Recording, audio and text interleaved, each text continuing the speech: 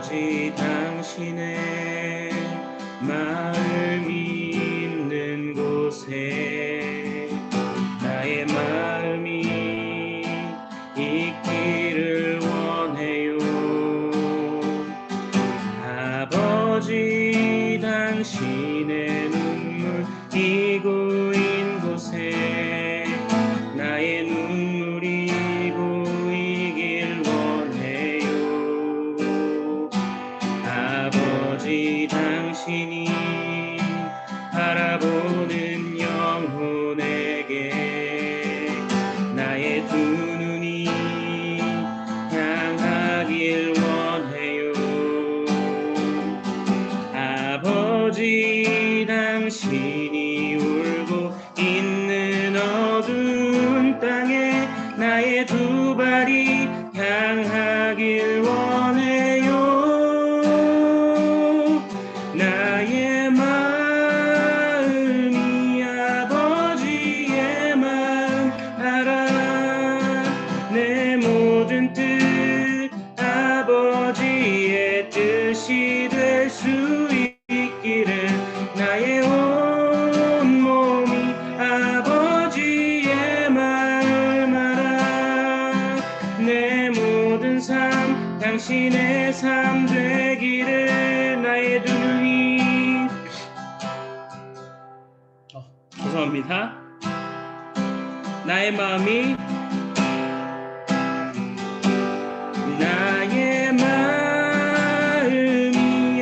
아버지의 마음 알아. 내 모든 뜻 아버지의 뜻이 될 수 있기를 나의 온 몸이 아버지의 마음 알아. 내 모든 삶 당신의 삶 되기를.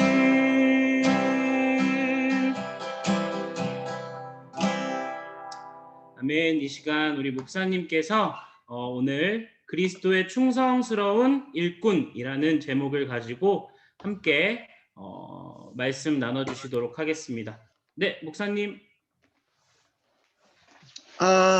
우리 제21회 크리스찬 리더십 수련회 오신 여러분 환영합니다. 비대면이면 환영하고 사랑합니다. 이게 화면이 안 열린 사람이 왜 그래? 자기들이 안 열어서 그래? 화면 열어달라고 한 건가요? 우리 각자 자기 화면 다 열어주시겠어요? 화면? 아이 감사합니다. 김주현 사모님, 정우 형제, 예림자매,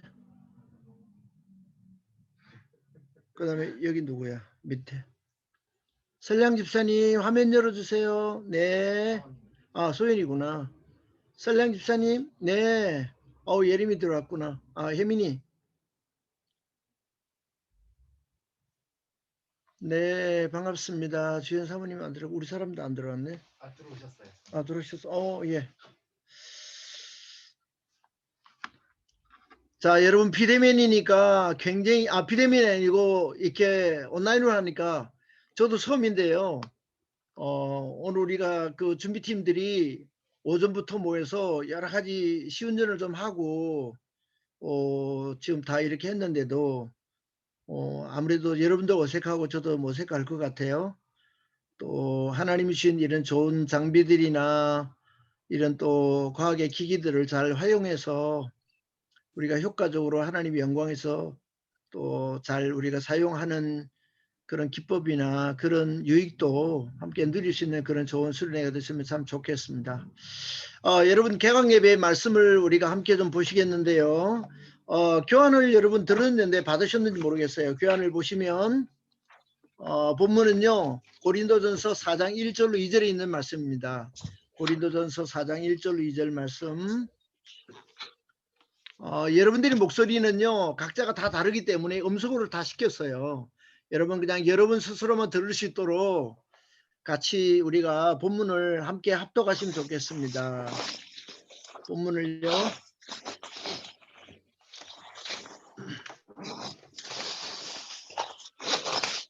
여러분 보시면 너무나 잘 아시는 말씀인데요. 고린도전서 4장 1절 2절 말씀을 합독하시겠습니다. 사람이 마땅히 우리를 그리스도의 일꾼이요 하나님의 비밀을 맡은 자로 여길지어다. 그리고 맡은 자들에게 구할 것은 충성이니라. 아멘. 이 말씀을 가지고 제가 설교 원고를 여러분들에게 정리해서 나누어 드렸습니다. 여러분 그 원고를 보실 수 있는지 모르겠어요. 네. 자, 그 충성된 그리스도의 일꾼, 이번에 우리가 수련의 주제를 그렇게 잡았습니다. 그리스도의 일꾼은 다른 말로 하나님의 일꾼이라고도 말할 수 있어요. 하나님의 일꾼, 또 하나님의 종, 그렇게 말할 수 있습니다. 하나님과 예수님을 주인으로 모시고 있는 사람, 그런 뜻이에요. 다 같이 우리가 하나님의 자녀이고 예수님을 믿는 사람들이니까 그리스도의 일꾼이라고 말하고 하나님의 일꾼이라고 말하고 하나님의 종이라고 말할 수 있습니다. 디모데전서 4장 그 5절로 8절에 있는 말씀을 보시면 여러분 그 원고 받으신 분들요 같이 한번 읽어보실까요? 시작. 하나님의 말씀과 기도로 거룩하여짐이라. 내가 이것으로 형제를 깨우치면 그리스도 예수의 좋은 일꾼이 되어 믿음의 말씀과 내가 따르는 좋은 교훈으로 양육을 받으리라. 망령되고 허탄한 신화를 버리고 경건에 이르도록 내 자신을 연단하라. 육체의 연단은 약간 유익이 있으나 경건은 범사에 유익하니 금생과 내생에 약속이 있느니라. 자, 이 말씀을 간단히 정리하면 그렇습니다. 하나님의 일꾼, 하나님의 종, 그리스도의 일꾼은 하나님의 말씀으로 잘 훈련받고 하나님의 말씀으로 자기 자신을 훈련하는 사람이라는 거예요. 우리 대부분 지금 이번 수련회에 참여한 분들이 우리 한마음교회 성도들도 계시겠지만 대부분의 양육을 받고 있는 사람이나 가족들, 그 다음에 또 주변에 있는 사람들, 친구들 함께 우리가 수련회에 동참하는 걸로 알고 있습니다. 지금 직장에 계시기 때문에 이 수련회를 지금 녹화로 했다가 다음날 이렇게 보실 분들도 계시는데요. 하나님의 일꾼은, 예수님의 일꾼은, 하나님과 예수님을 주인으로 모시고 있는 사람은 진리인 하나님의 말씀으로 우리는 하나님이 어떤 분인지 예수님이 어떤 분인지 또 하나님의 종과 그리고 예수님의 종은 어떻게 살아야 하는지를 우리에게 지침으로 주신 말씀이, 생활의 원리, 신앙의 원리로 주신 말씀이 하나님의 말씀이잖아요. 하나님의 말씀으로 잘 훈련받고 또 하나님의 말씀으로 우리가 천국 가는 그날까지 항상 자기가 훈련하는 사람이다 라고 이렇게 말씀하고 있습니다. 두 번째는 하나님의 일꾼은 하나님과 예수님을 주인으로 모시고 있을 뿐만 아니라 말씀으로 자기 자신을 잘 훈련만 하는 것이 아니라 하나님의 비밀을 맡은 관리인이라고 말했습니다. 하나님의 비밀을 맡은 자. 여기서 하나님의 비밀이라는 말은 골로새서 2장 2절과 골로새서 1장 27절 말씀을 다 같이 보시면 시작. 이는 그들로 마음의 위안을 받고 사랑 안에서 연합하여 확실한 이해의 모든 풍성함과 하나님의 비밀인 그리스도를 깨닫게 하려 함이라. 하나님의 비밀이 뭐냐? 그리스도라는 거예요. 하나님의 비밀이 뭐냐? 예수님이라는 거예요. 그리스도에 충성된 종들이 되기를 원하는 사람, 충성스러운 일꾼이 되기를 원하는 사람은 하나님의 비밀이신 그리스도를 정확히 아는 사람이어야 된답니다. 그리고 이 하나님의 비밀을 관리하는 사람이라는 거죠. 골로새서 1장 27절도 보면요. 하나님이 그들로 하여금 이 비밀의 영광이 이방인 가운데 얼마나 풍성한지를 알게 하려 하심이라. 이 비밀은 너희 안에 계신 그리스도니, 이 비밀은, 하나님의 비밀은 너희 안에 계신, 너희가 구주로 구원자와 주님으로 영접하고 모셔드린 너희 안에 내주에 계시는 바로 예수님이 하나님의 비밀이다. 곧 영광의 소망이니라. 주님 피로 값주고 사신 교회는, 그리고 그리스도의 일꾼들은 예수님을 통해서 자신이 구원받은 이 비밀을 잘 관리하는 사람이라는 거죠. 자, 여러분, 지금 한국교회가 굉장한 위기 가운데 빠져 있습니다. 여러분들이 아마 피부로 실제적으로 느끼고 있는 상황이라고 생각하십니다. 모든 사람들이 말합니다. 한국교회가 다시 본질로 돌아가야 한다. 여러분, 교회 본질은, 교회 머리는, 교회 주인은, 교회 근본은, 교회 어뜸은, 교회 시작은, 교회 중심은, 교회 목적은 그리스도입니다. 우리 개개인에게도 그리스도이시고요. 우리는 그리스도 안에서 하나 된 사람이고 하나님의 비밀인 그리스도를 가지고 있는 사람입니다. 그리스도의 향기라고 말하고 그리스도의 편지라고 말합니다. 그렇게 살아내는 사람, 그 사람이 바로 충성된 하나님의 일꾼이라고 말합니다. 자, 하나님의 비밀은 그리스도라고 말하고 다른 말로요. 자, 이건 시간이 없으니까 제가 이렇게 정리하겠습니다. 에베소서 6장 19절에 보면 복음의 비밀이라고 말했고요. 골로새서 4장 3절에는 그리스도의 비밀이라고 말했고요. 그 다음에 디모데전서 3장 9절에는 믿음의 비밀이라고 말했고요. 마태복음 13장 11절은 천국의 비밀이라고 말했습니다. 하나님의 비밀이 그리스도이신데 예수 그리스도 안에 있는 구원, 예수님의 십자가 죽으심과 부활로 말미암아 내가 구원받고 이 세상 모든 사람들이 구원받기를 원하시는 하나님의 그 뜻을 잘 관리하는 사람, 그것을 우리가 잘 이 땅에 사는 동안에 우리를 통해서 나타내는 사람, 그 사람이 충성된 주님의 일꾼이라고 말합니다. 두 번째, 충성된 일꾼은 신뢰할 수 있는 사람, 믿을 만한 사람, 신실한 사람, 성실한 사람이라는 것을 말합니다. 여러분, 나에게 가장 오래된 친구가 어떤 사람일까요? 나하고 가장 친한 사람이 누구일까요? 나에게 맛있는 걸 사주는 사람일까요? 내가 그 친구를 통해서 많은 유익을 얻는 사람일까요? 그런 사람일 수도 있습니다. 그러나 우리는 가족이든 친구이든 이웃이든 성실한 사람, 신뢰할 수 있는 사람, 믿을 수 있는 사람, 신실한 사람, 그 사람들이 내 이웃과 내 친구와 또 나와 함께 동행하는 것을 모든 사람들이 다 소원하지 않습니까? 충성된 일꾼이라는 말은 바로 그런 사람을 의미합니다. 디모데후서 2장 3절 4절을 같이 한번 읽어보실까요? 시작. 너는 그리스도 예수의 좋은 병사로 나와 함께 고난을 받으라. 병사로 복무하는 자는 자기 생활에 얽매이는 자가 하나도 없나니 이는 병사로 모집한 자를 기쁘게 하려 함이라. 경계하는 자가 법대로 경계하지 아니하면 승리자의 관을 얻지 못할 것이며 수고하는 농부가 곡식을 먼저 받는 것이 마땅하니라. 이 목회서 신의 디모데후서에서 바로 충성된 일꾼이 어떤 사람이냐, 세 가지로 말했어요. 예, 주님과 함께 고난받는 사람이라고 말했습니다. 자기 생활에 얽매이지 않고 주님을 기쁘시게 하며 주님과 함께 고난받는 사람. 예, 주님을 통해서 내 문제를 해결받고, 예, 주님을 믿고 난 다음에 팔자를 고치는 것이 주님의 일꾼이 아니고요. 충성된 일꾼이 아니고요.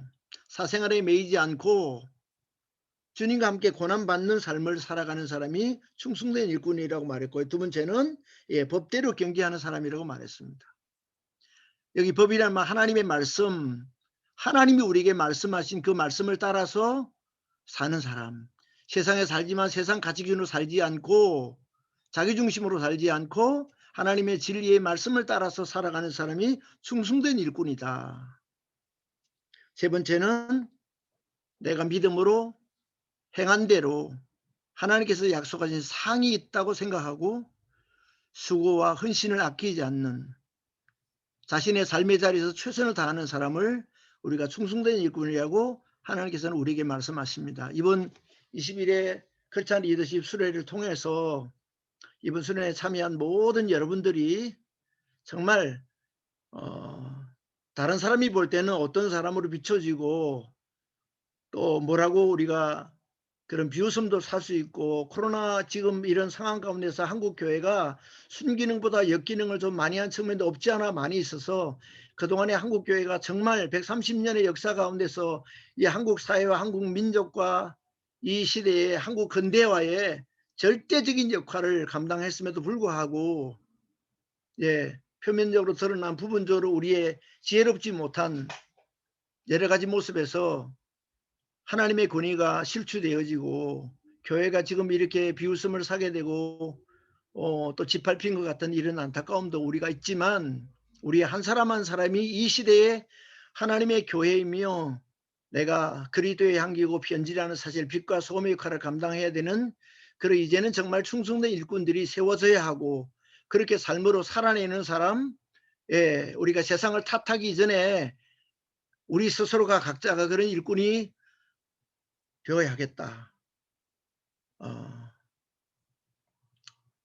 때로는 안타까움도 있지만 우리가 먼저 이번 순회를 통해서 여러분들 그런 도전과 그런 유익과 그런 또 많은 또 성찰과 결단이 있는 그런 순회가 되기를 주의 이름으로 축복을 드리겠습니다. 우리 한번 기도드리겠습니다. 하나님 우리 아버지, 은혜를 감사합니다. 주님의 예정하신 시간에 우리가 제21회 크리스찬 리더십 순회를 개회하게 해주셔서 감사합니다. 코로나 이 전염병으로 인해서 오프라인 순회를 하지 못하고, 여름 순회도 우리가 하지 못하고, 우리가 서로 목마르고 갈급한 나머지 온라인으로 이렇게 개강 순회를, 제21회 순회를 시작하게 되었습니다.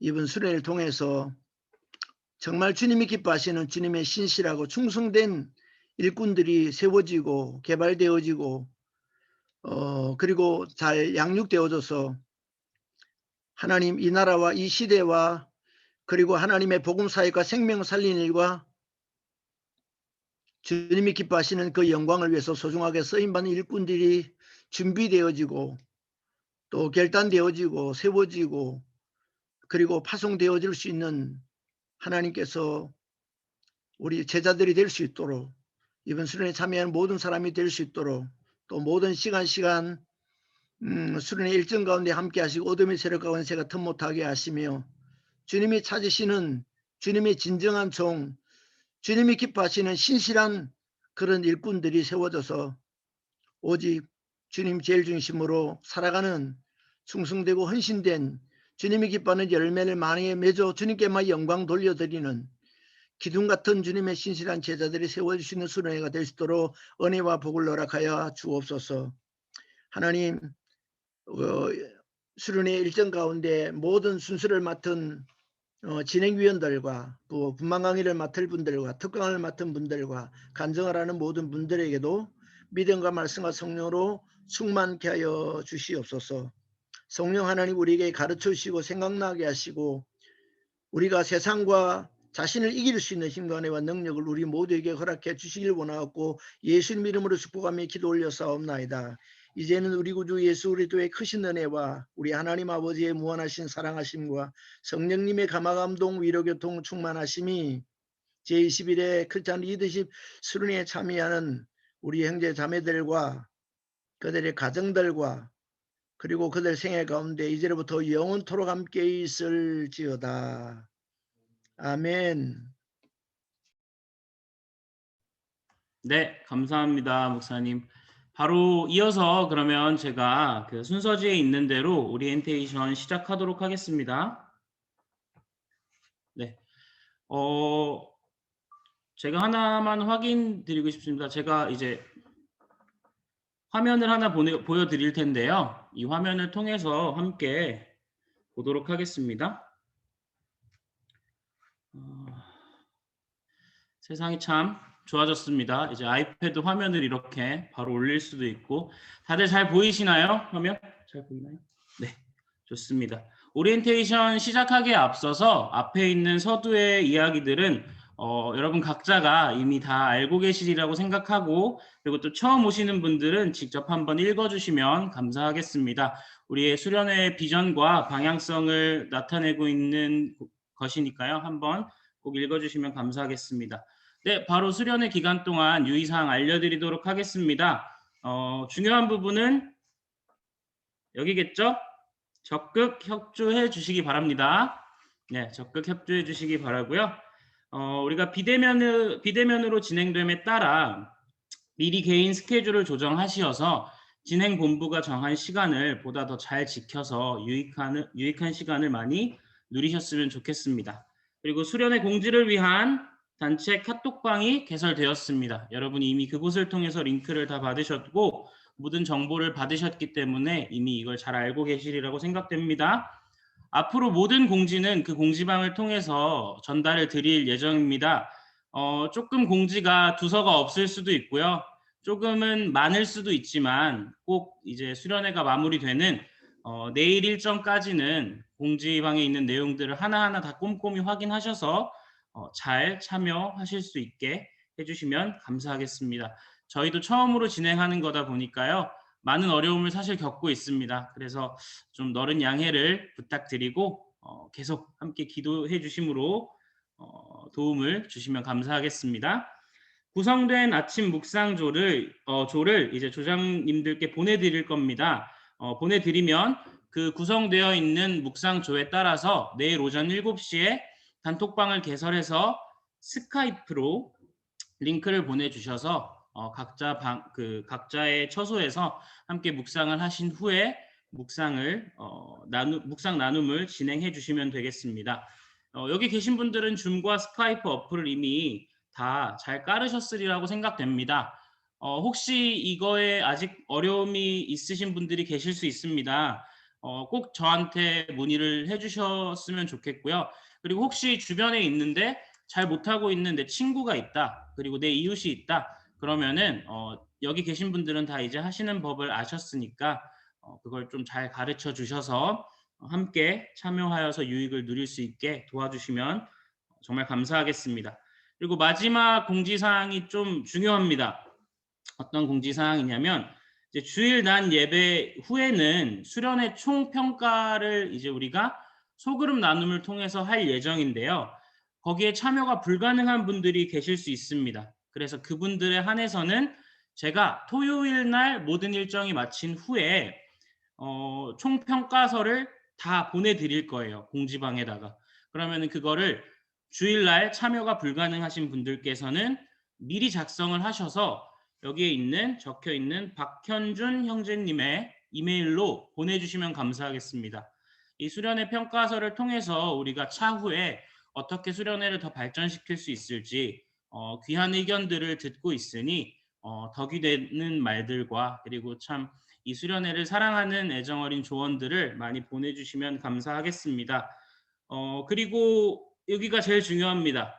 사실 저도 뭐가 어떻게 진행되고 있는지 참 정신이 없는 것 같습니다. 그래도 기틀은 잡아 놓았기 때문에 제가 디테일하게 하나하나 다 뭐 공지를 통해서 말씀드리진 못한 게 있을 수도 있지만 문의를 저에게 개인적으로 해주신다면 불편함이 없을 수 있게끔 최대한 조치를 취해드릴 생각이기 때문에 저한테 좀 영상 참여하는 거에 있어서 불편함을 겪고 계시면, 그리고 어려움이 있으시면 끊임없이 저를 괴롭혀 주시면 되겠습니다.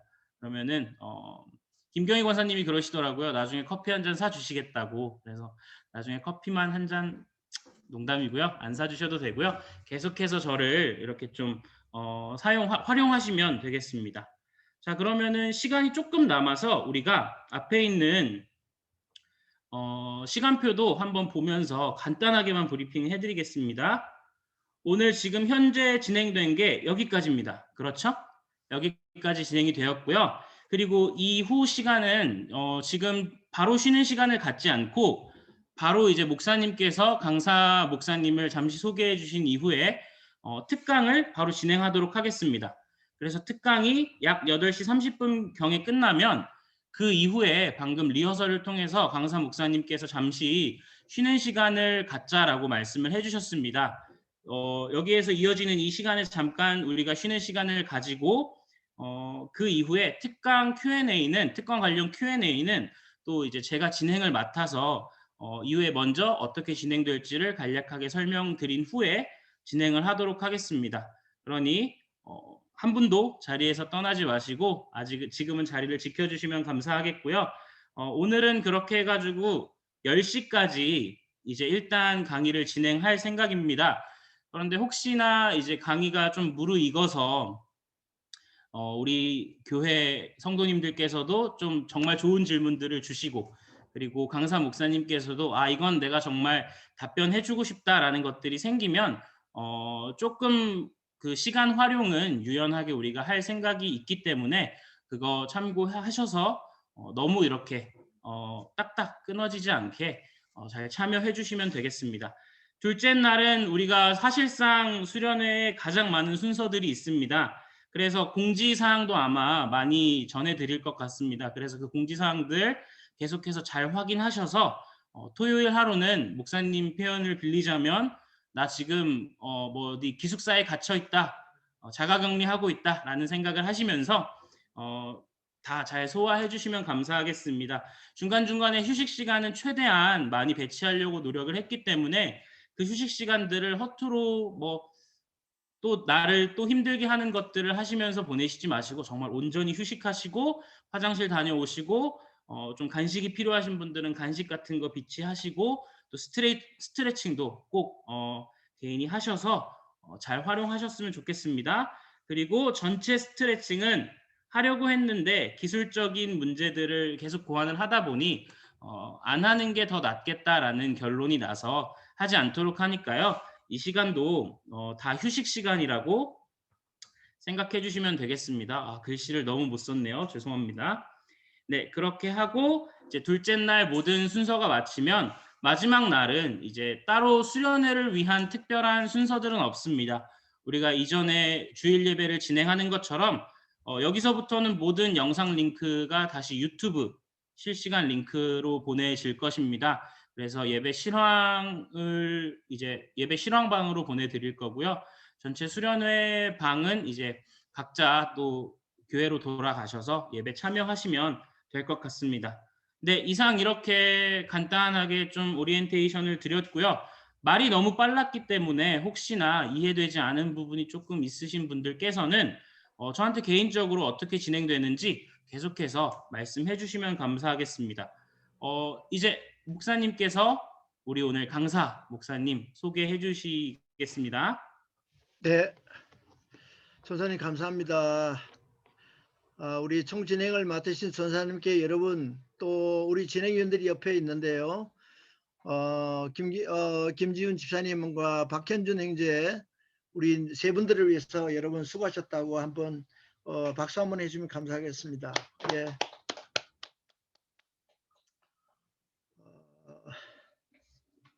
강사 목사님을 제가 소개 좀 드리겠습니다. 강사 목사님은 제가 한 20년 된 줄 알았는데요. 30년 전이래요. 아까 강사 목사님과 잠시 자고 이제 통화를 했는데 30년 전에 강해 설교 세미나를 원래 데니스 목사님이 오셔서 한국에서 이렇게 하실 때 통역을 담당하셨고요. 그때는 저는 참석 못했어요.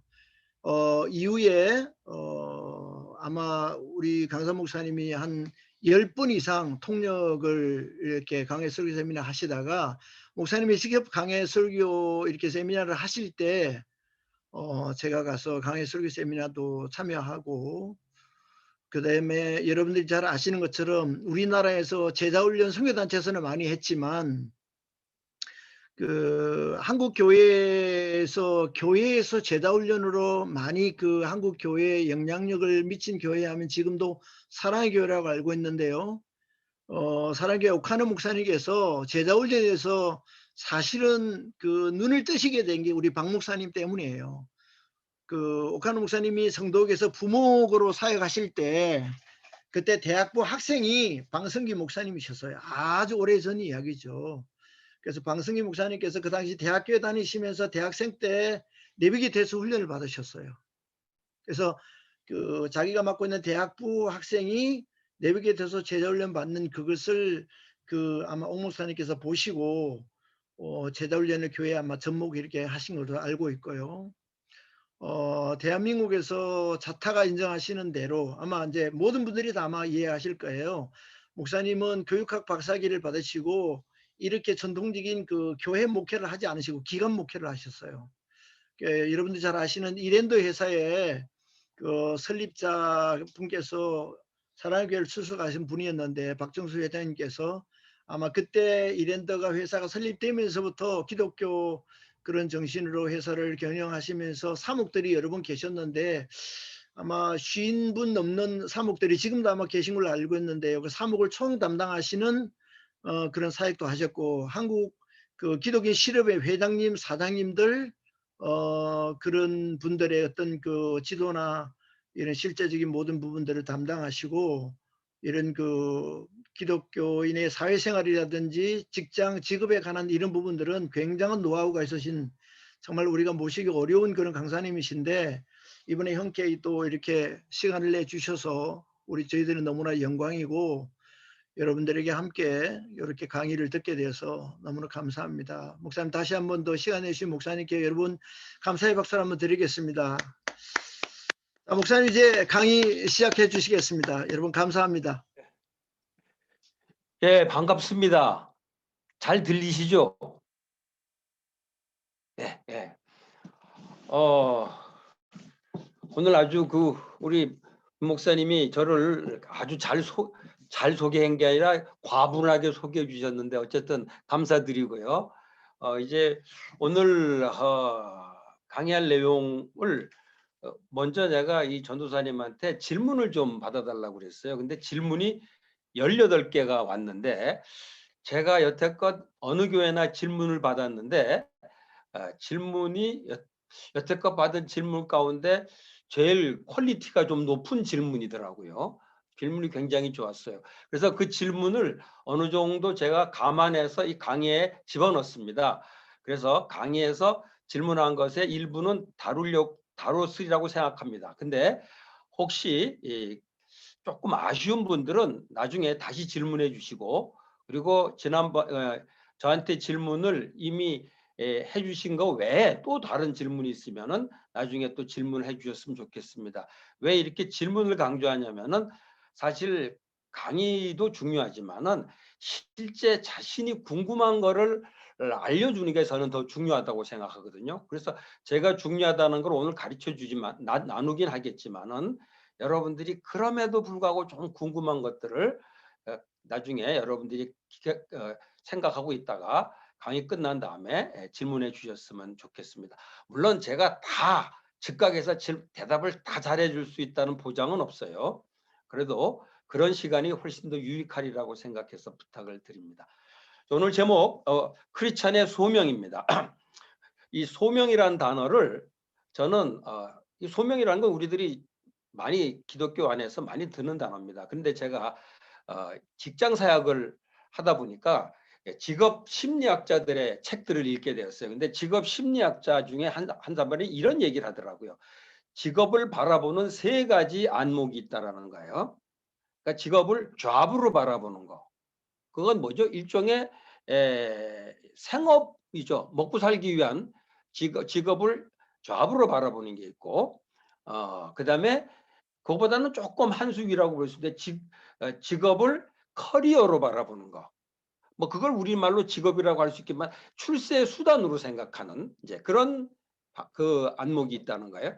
그다음에 이제 3번째 얘기하는데 대부분 첫 번째나 두 번째 해당될 겁니다. 근데 3번째를 얘기하는데 직업을 콜링으로 바라보는 거, 소명으로 바라보는 거. 이런 3가지 관점이 있다 그러면서 그 직업 심리학자의 결론은 직업을 잡으로만 생각지 말고 커리어로만 생각지 말고 콜링으로 생각하자는 겁니다. 제가 그 책을 읽다가 굉장히 놀랐어요. 왜냐하면 이게 신학책이 아니고 경건서적이 아닌데 콜링이란 단어가 나온 거예요. 심리학자예요. 근데 그분이 그렇게 표현하더라고요. 이 소명이란 단어는 콜링이란 단어는 원래 종교적인 용어였는데 사실은 경영학이나 심리학에서 사용하게 됐다 그러면서 그분은 그렇게 표현하더라고요. 사실 이 소명이라는 것은 신이 주시는 건데 신이 하나님이 주는 건데 자기는 이거를 내면의 부르심으로 이해한다라고 하면서 소명의식을 가지고 일하도록 권면을 하더라고요. 제가 그 얘기 들으면서 굉장히 충격이 됐던 게 뭐냐면은 우리 기독교에서 사용하는 이 소명을 심리학자들이나 경영학자들이 사용하는데 직업에 사실 우리 교회에서는 직업에 대해서 그런 소명을 제대로 가르쳐 주지 못했다는 생각이 듭니다. 제가 청년 시절엔 들어보지도 못했고 지금도 사실 교회에서 그렇게 강조하진 않습니다. 왜냐하면은 소명이라는 것에 대해서 전통적으로 좀 오해가 있었습니다. 왜냐하면은 다들 여러분 알 거예요. 소명 받았다 그러면 대부분 목회자나 선교사한테만 해당된다고 생각합니다. 그러니까 목회자가 된다고 할 때 소명을 받았냐? 선교사 소명 받았냐 이런 걸 물어봐요. 근데 내가 엔지니어 한다고 할 때 소명 받았냐 이런 거 한 번 물어본 적이 없어요. 그러니까 사실은 소명이라는 것은 목회자나 선교사에 해당되는 것이지 일반 직업하고는 관계 없다고 생각을 했다라는 거죠. 그래서 그런 의미에서 우리가 소명에 대한 바른 이해가 좀 필요하다는 생각이 듭니다. 그래서 소명에 대해서 바로 이해하기 위해서는 고린도전서 1장 1절에서 3절을 보셔야 됩니다. 고린도전서 1장 1절에서 3절 보게 되면 한번 성경 찾아보시기 바랍니다. 거기 보게 되면은 두 가지 부르심이 나옵니다.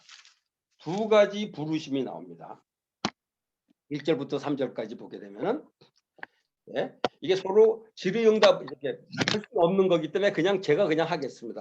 사실 물어보고 대답하고 이런 과정이 있으면 좋을 텐데 1절부터 3절 보게 되면은 하나님의 뜻을 따라 그리스도 예수의 사도로 부르심을 받은 바울과 형제 소수대대는 고린도에 있는 하나님의 교회 곧 그리스도 예수 안에서 거룩하여지고 성도라 부르심을 받은 자들과 그렇게 여기까지만 읽으면 되겠어요. 여기 벌써 뭐가 나옵니까?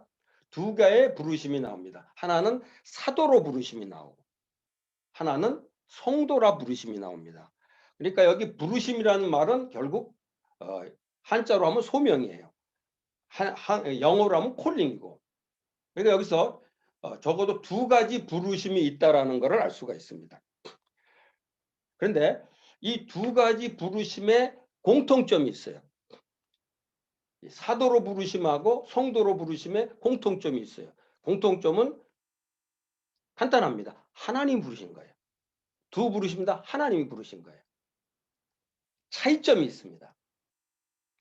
사도로 부르심하고 성도로 부르심의 차이점. 사람들은 이 얘기하면 금방 이렇게 생각합니다. 사도로 부르심은 목회자로 부르신 거고 성도로 부르신 거는 평신도로 부르신 거. 이렇게 생각합니다. 말도 안 되는 거예요.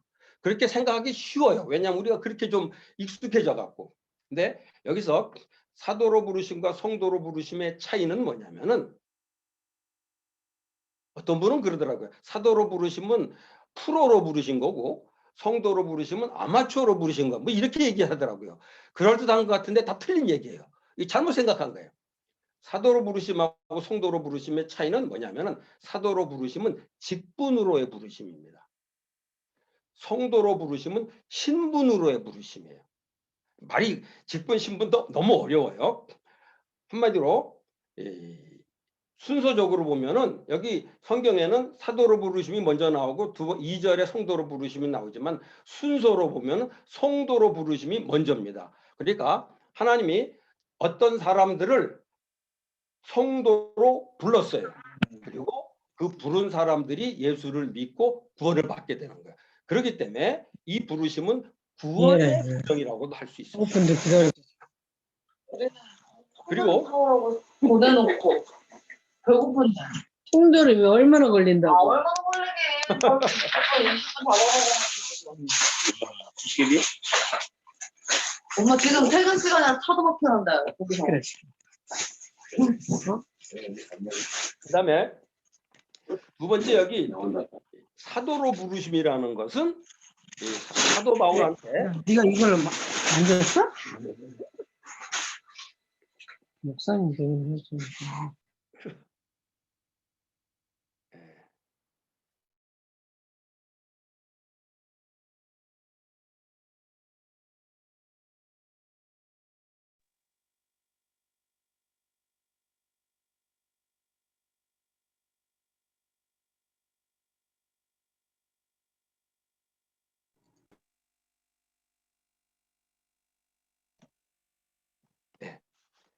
소리 들리죠? 제 소리?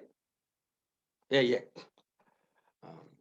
그래서 사도로 부르심이라는 것은 성도로 부르심 사람들 가운데 어떤 사람에게 사도라는 직분으로 부르신 것을 말합니다. 그러니까 순서적으로 보면은 어떤 사람을 하나님께서 불러서 성도로 삼으셔. 그거를 구원의 부르심이라 그러고 그들 가운데 어떤 일을 맡겨요. 그것을 일의 소명이라고, 직분 혹은 일의 소명이라고 하는 거죠. 그래서 신학자들은 이거를 어떻게 표현하냐면은 이 구원의 소명을 1차 소명이라고 그래요. 그리고 직분의 소명 혹은 일의 소명을 2차 소명이라고 합니다. 그래서 오늘 제가 먼저 얘기하고 싶은 거는 1차 소명에 대한 얘기를 먼저 드려야 될 것 같습니다. 1차 소명. 자, 1차 소명이란 거는 아까 이자 방금 말했지만은 모든 그리스도인들은 하나님의 부르심을 받았다는 겁니다. 어떤 부르심? 여기 로마서 8장 30절에 보면은 하나님이 미리 정하신 자들을 부르시고 부르신 자들이 의롭게 되고 의롭게 된 사람들이 영화롭게 된다. 이런 말씀이 있어요. 요거를 정리해 보면은 하나님이 어떤 사람들을 미리 정했어요. 그 사람들을 불렀어요. 근데 부른 사람들이 예수를 믿어. 그러면 의롭게 돼. 그리고 나중에 점점점 거룩하게 되다가 마지막 날에 영화롭게 되는 거. 이걸 구원의 서정이라고 하는데 그중에 제일 중요한 부분이 바로 이 소명이라는 거죠.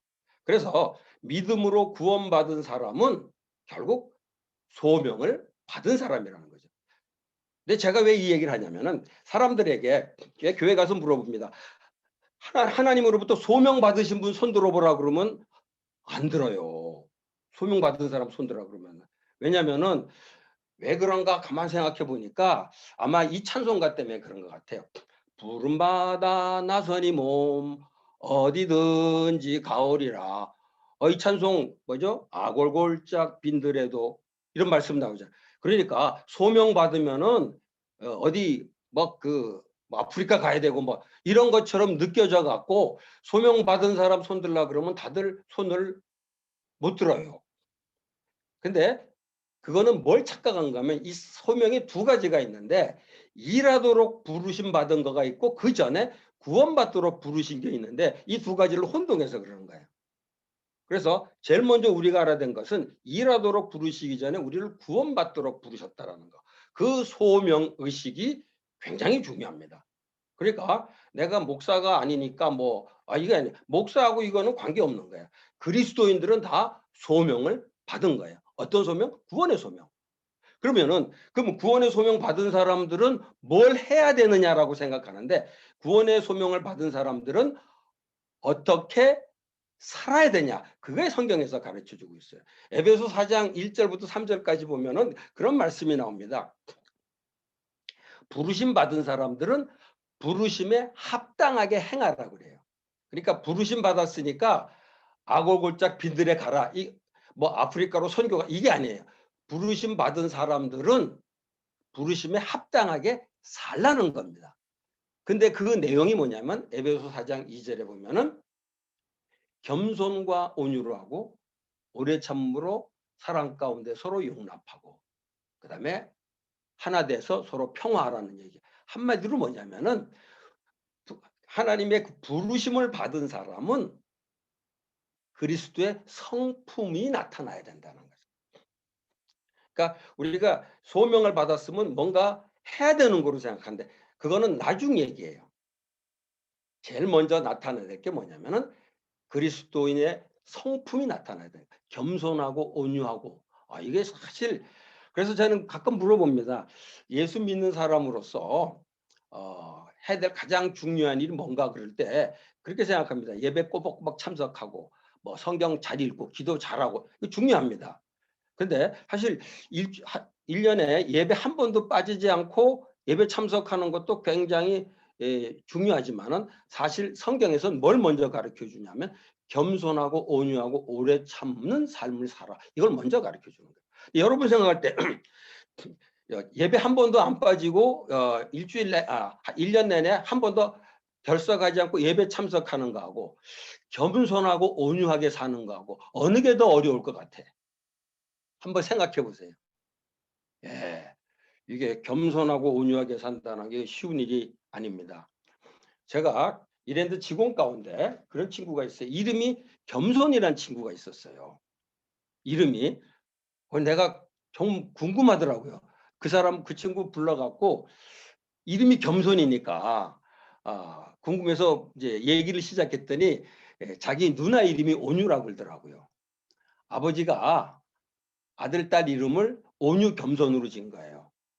그래서 제가 그랬어요. 야, 너 겸손해라 이름 갖고 사는 게 힘들지 않았냐? 그랬더니 조금 힘들긴 했지만은 아버님한테 감사한다고 그래요.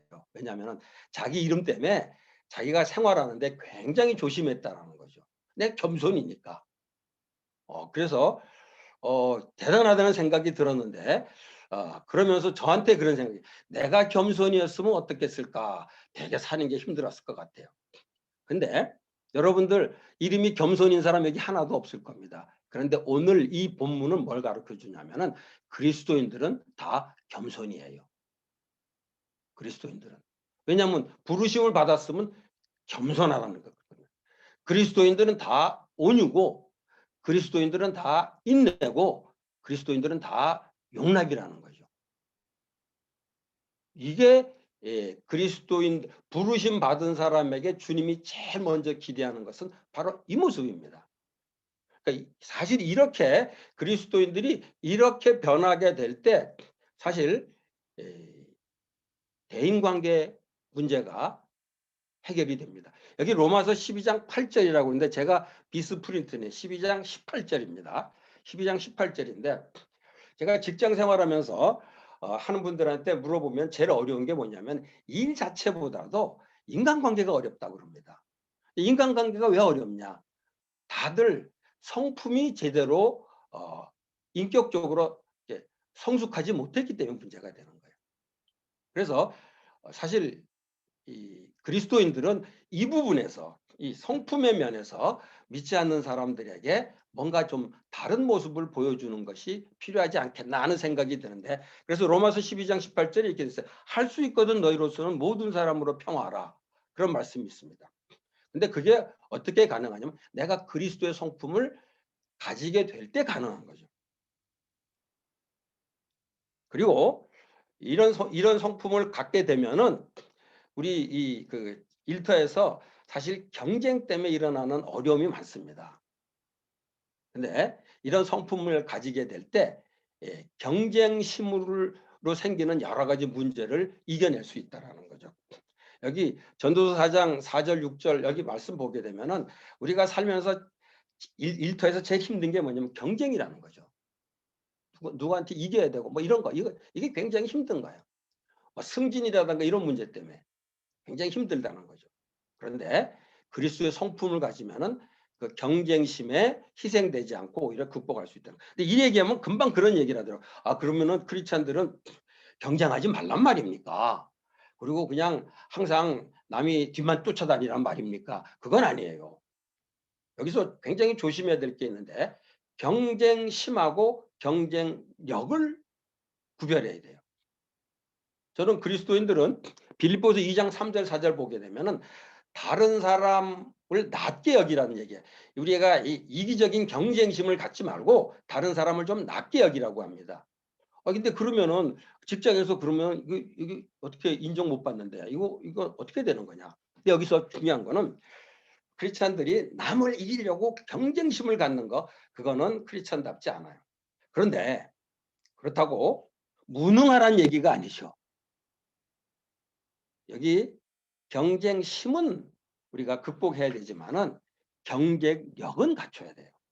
내가 열심히 일하고 또 열심히 연구하고 나름대로 해서 자기의 경쟁력은 갖추도록 해요. 그래서 결과적으로 경쟁에 이길 수 있어요.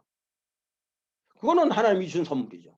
근데 내가 저 사람을 이기려고 그냥 뭐 그 경쟁심을 가지고 하는 거 이거는 크리스찬으로서는 그렇게 바람직한 태도가 아니라 이 두 가지는 뭐 더 길게 설명을 할 수가 없을 것 같아요. 여러분들이 가만 묵상해 보면 좋을 것 같습니다. 어쨌든 제일 중요한 거 그리스도의 성품을 가져야 된다라는 겁니다.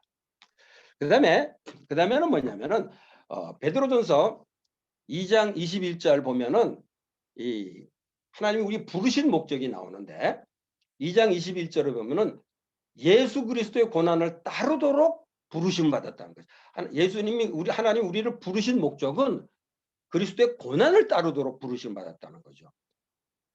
그래서 빌립보서 1장 29절 같은 데 보면은 예수 믿는 사람들이 믿기만 하는 것이 아니라 믿고 믿을 뿐 아니라 고난도 받도록 되어 있습니다. 그런데 고난 받도록 되어 있는데 특별히 직장인들로서는 어떤 고난이 있냐면은 직장인이 당하는 고난은 이거는 뭐 여러분들 가운데 이미 느끼는 사람들이 있을지 모르겠고 또 제가 직장인들하고 많이 만나서 물어보면은 제일 직장인들이 힘든 일이 베드로전서 2장 18절에 나옵니다. 베드로전서 2장 18절에 뭐라고 되어 있냐면은 주인들에게 순복하되 종들에게 하는 얘기입니다. 주인들에게 순복하되 선하고 관용하는 자들에게만 아니라 까다로운 자들에게도 그리하라. 이렇게 얘기가 나와요. 저는 이 말씀을 보면서 그런 생각했어요. 선하고 관용한 자들에게만 아니라 여기다가 괄호 열고 이렇게 하고 싶어요. 이런 사람은 별로 없다. 그 다음에 까다로운 자들에게도 그리하라. 요거 괄호 열고 이런 말 쓰고 싶어요. 대체로 다 이렇다. 이 집어넣고 싶어요. 왜냐하면 직장에 생활하다 보면은 다들 제일 힘든 게 뭐냐면 바로 직속상관. 윗사람 때문에 힘들다는 거예요. 윗사람이 정말 말도 안 되는 사람인 경우가 많더라고요. 대부분 직장인들이 그런 얘기를 합니다. 그런데 여기서 베드로전서에서 그 얘기를 하면서 그것 때문에 네가 고난을 받는 거를 너는 그걸 감수해라. 그러면서 뭐라고 그러냐면 예수 그리스도도 그렇게 억울한 고난을 십자가에서 당하지 않았냐. 그러니까 너희가 그 고난 당하는 거는 그 예수님의 당한 고난을 따라가는 거다. 이렇게 표현을 해요. 그래서 사실 우리 그리스도인들이 힘들 때마다 그런 생각이에요. 하나님이 나를 부르신 목적이 바로 이런 고난을 통해서 예수 그리스도의 고난을 좀 실감하도록 부르셨구나. 이렇게 생각하는 거죠. 그러면은 직장에서 당하는 어려움을 사실은 조금 더 극복해낼 수 있으리라고 생각합니다. 물론 이런 경우는 있어요. 그 고난이 그냥 내가 개인적으로 가는 고난이 아니라 그 회사라든가 윗사람이 아주 불의한 행동을 통해서 불의한 어떤 일을 가지고 나를 힘들게 할 경우에는 조금 얘기가 다릅니다. 그럴 경우에는 우리가 공의를 추구한다는 관점에서 뭔가 바른 말을 하기도 하고 또 한걸할 필요도 있긴 있어요. 그러나 많은 경우 그 직장 윗사람들이 그 주는 어떤 고난은 개인적으로 우리가 좀 소화하고 감수할 수 있어야 되지 않겠나. 그게 하나님이 우리를 부르신 목적이라는 거예요. 그 다음에 이제 또 하나 목적이 나옵니다. 데살로니가전서 4장 7절 보면은 하나님이 우리를 부르신 예수 그리스도 믿고 구원받도록 부르신 또 하나 목적인데 그건 뭐냐면 거룩하게 살도록 부르셨다. 거룩하게 살도록. 이제 거룩하게 산다라는 건 뭐냐? 이거는 한마디로 다 알 겁니다. 구별되게 살도록이죠. 구별되게. 그러니까 우리가 크리스찬들이 뭐 오늘 목사님도 얘기 빛과 소금 얘기도 하시고 또 향기 얘기도 하시고 편지 얘기도 하셨는데 우리 그리스도인들이 그렇게 사는 거에 핵심은 뭐냐면 거룩하게 사는 거. 세상에서 구별되게 사는 거죠.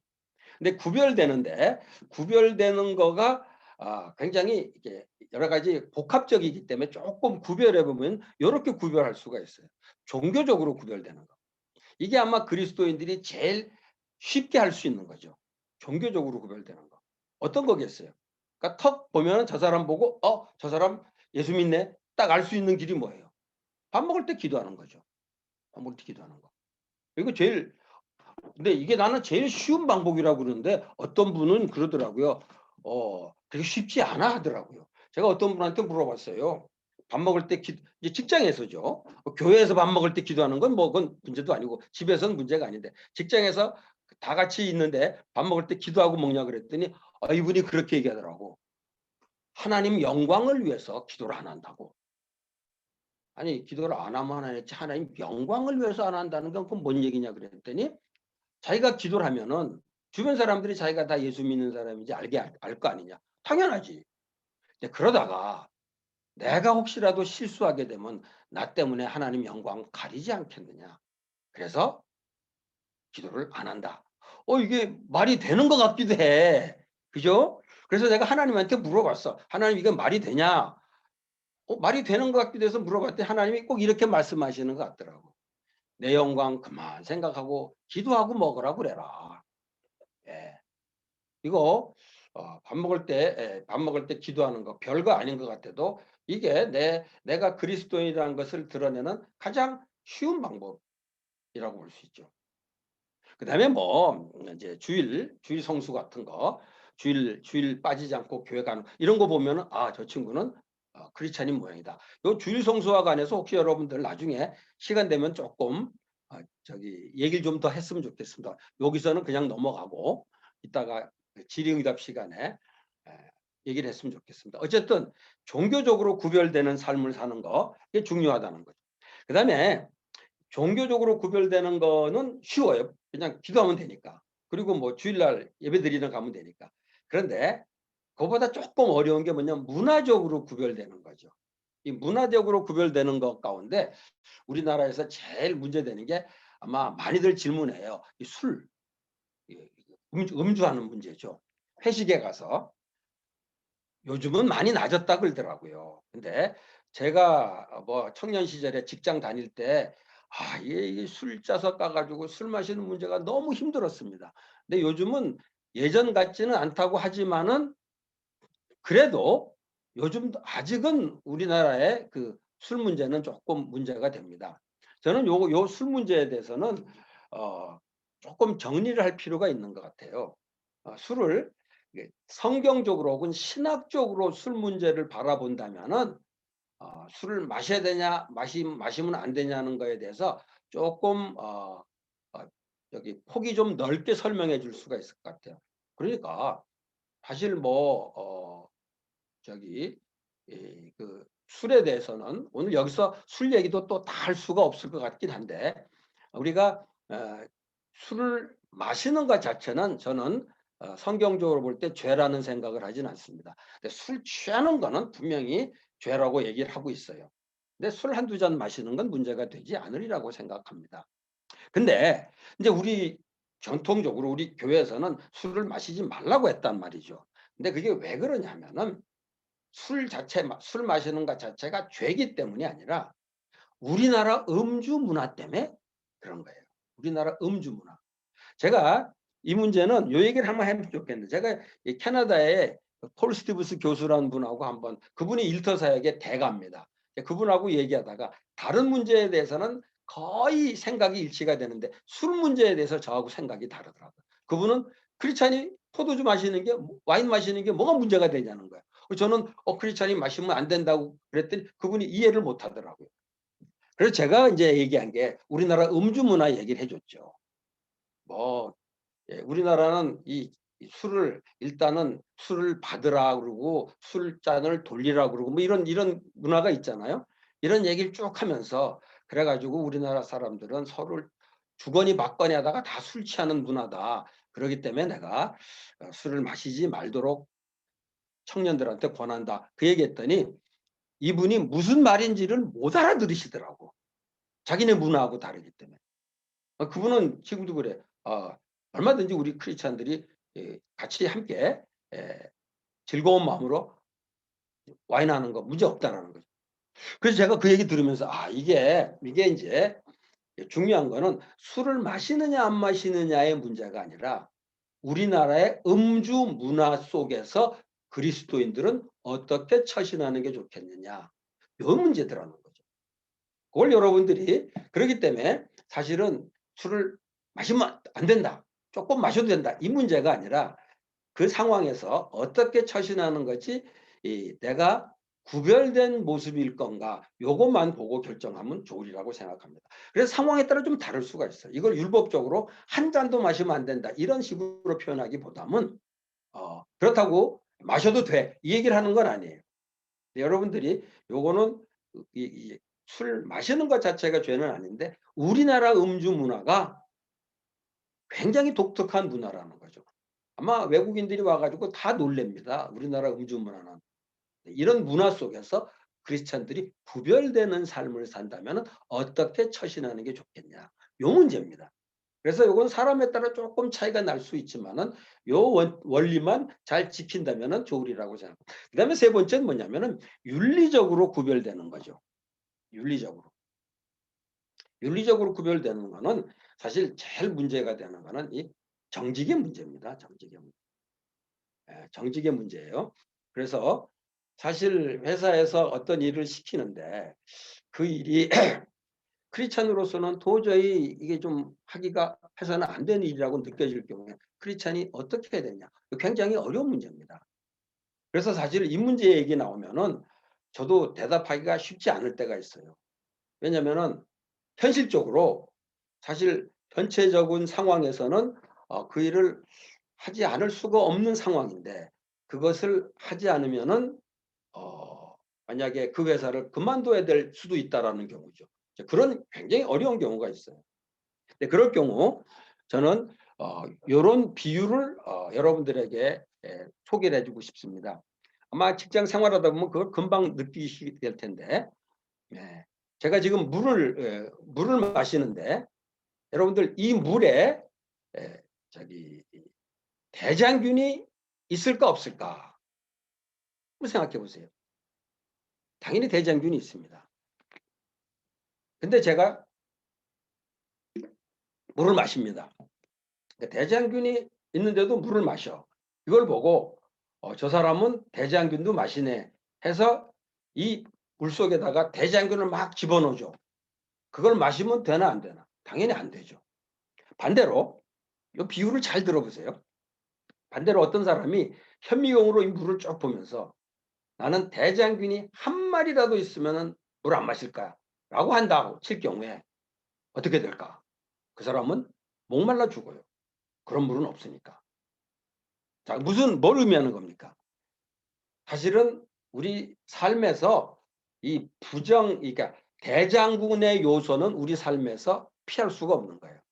그런데 이 대장균이 너무 많으면은 절대로 먹으면 안 돼. 그런데 어느 정도는 우리가 어쩔 수 없이 받아들여야 될 경우가 있다.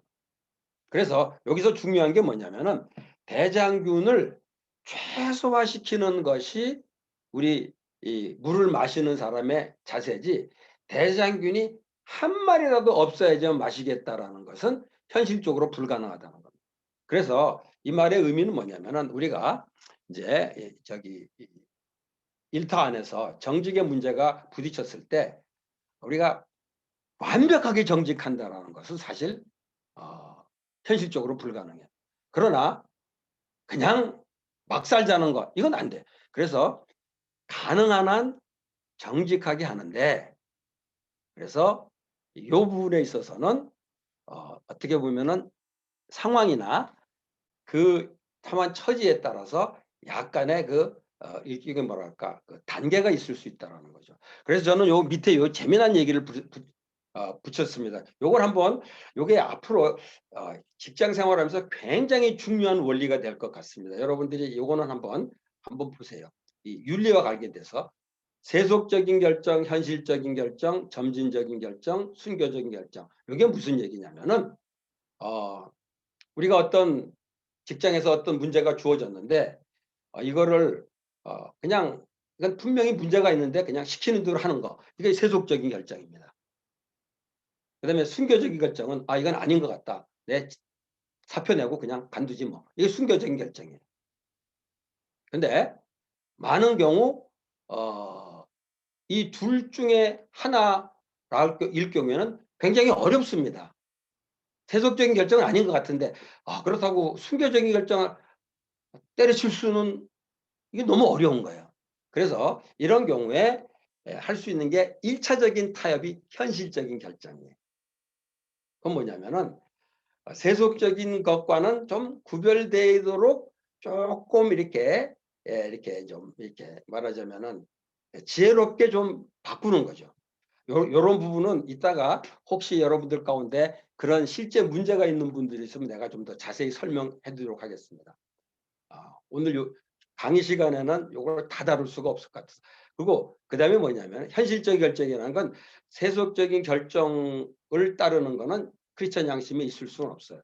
그런데 요거를 조금 좀 이렇게 바꾸어서 크게 문제가 되지 않도록 조금 만드는 지혜가 필요하고, 그다음에 점진적인 결정은 그리고 점점 더 바른 결정으로 나아가도록 하는 거예요. 그리고 마지막에는 숨겨진 결정을 하는 거죠. 물론 이룰 수 있어요. 그냥 처음부터 숨겨진 결정할 수 있습니다. 그런데 현실적으로 쉽지가 않아요. 제가 이런 대안을 보여드렸는데 이 부분에 관해서는 이따가 질의응답 시간에 혹시 실제적으로 이런 문제를 겪는 분이 있으면 제가 구체적인 얘기를 좀 들었으면 좋겠습니다. 어쨌든 이게 무슨 얘기냐면은 이게 지금 그리스도인들이 받게 되는 1차 소명인데, 내가 구원받도록 부르심을 받은 사람, 소명을 받은 사람이라면은 뭘 해야 되느냐가 아니라 어떻게 살아야 되느냐는 거예요. 첫 번째는 그리스도의 성품으로, 두 번째는 고난을 감수하며, 세 번째는 구별된 삶을 사는 것. 근데 이 세 가지가 직장 생활하는데 굉장히 중요한 요소라는 거예요. 그래서 저는 크리스천들한테 뭐라고 하냐면은 소명의식을 가지고 살라. 소명의식을 가지고 산다는 게 뭐냐면 그리스도인의 성품으로 살아. 그 다음에 그리스도의 고난을 내가 감수해. 그 다음에 여러 가지 영역에서 구별된 삶을 사는 거. 이게 바로 소명의식을 가지고 사는 거라. 이렇게 정리합니다. 그 다음에 두 번째는 시간이 빨리 가기 때문에 2차 소명인데, 이거는 일의 소명입니다. 일의 소명. 그런데 사실 성경에서 아까 말했던 그 고린도전서에서는 사도의 부르심이라고 그랬단 말이죠.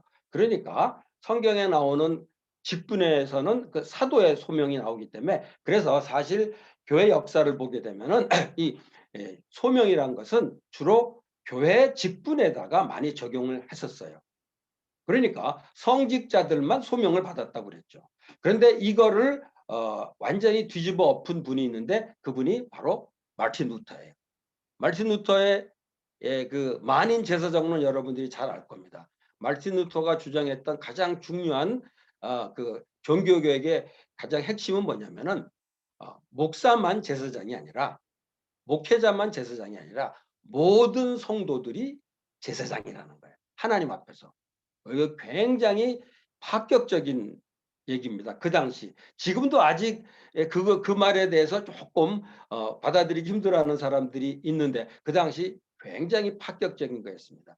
그래서 마틴 루터는 뭐라고 그랬냐면은 그 성직자들이 교회에서 예배 인도하는 거하고 목동들이 목장에서 소들의 젖을 짜는 거하고, 이 둘은 다 똑같이 하나님을 기쁘게 하는 일이다. 이렇게 말했다는 거죠. 그래서 거기서 뭐가 나오냐면은, 그렇기 때문에 성직자들의 맡겨진 일이 소명이라면은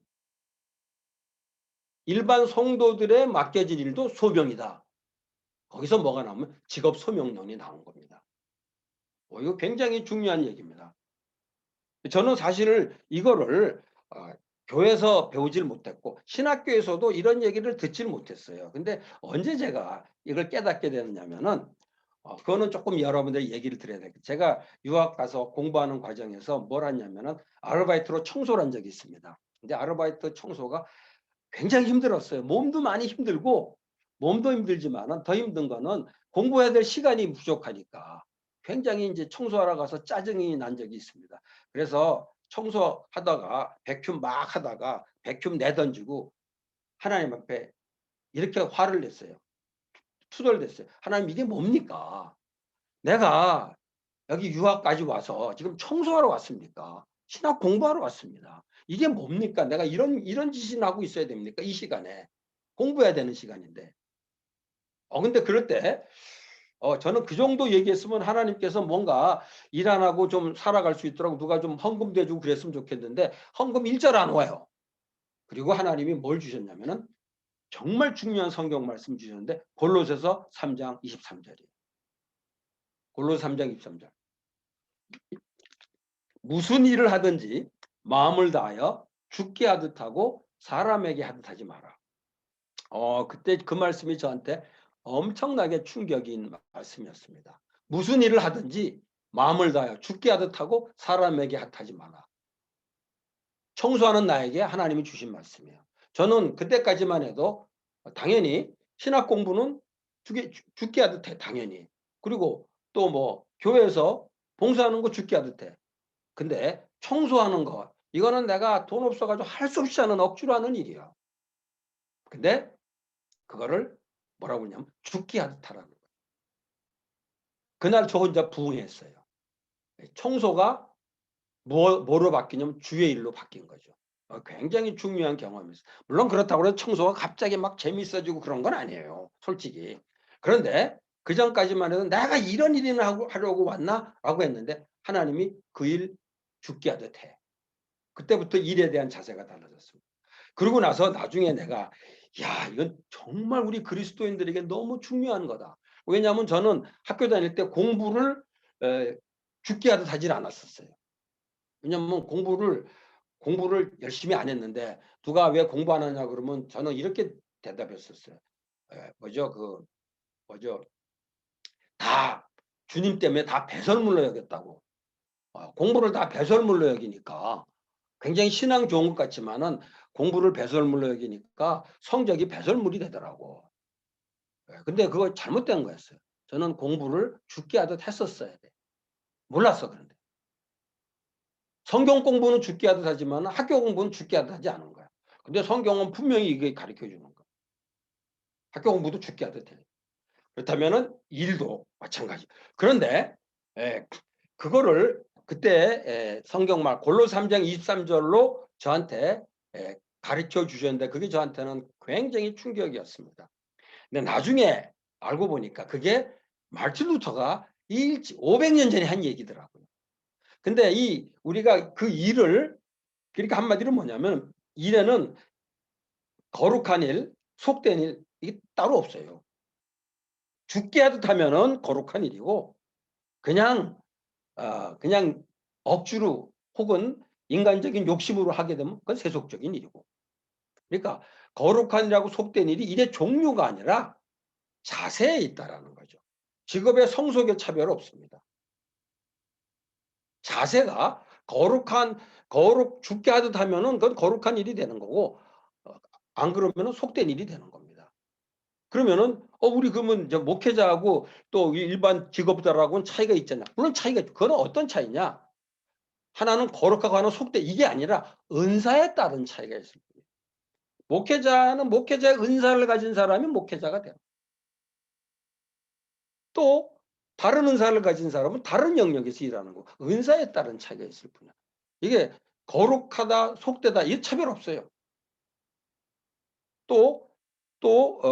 이 직업 소명론은 뭐가 중요하냐면은 직업의 귀천의 차별이 없다라는 거죠.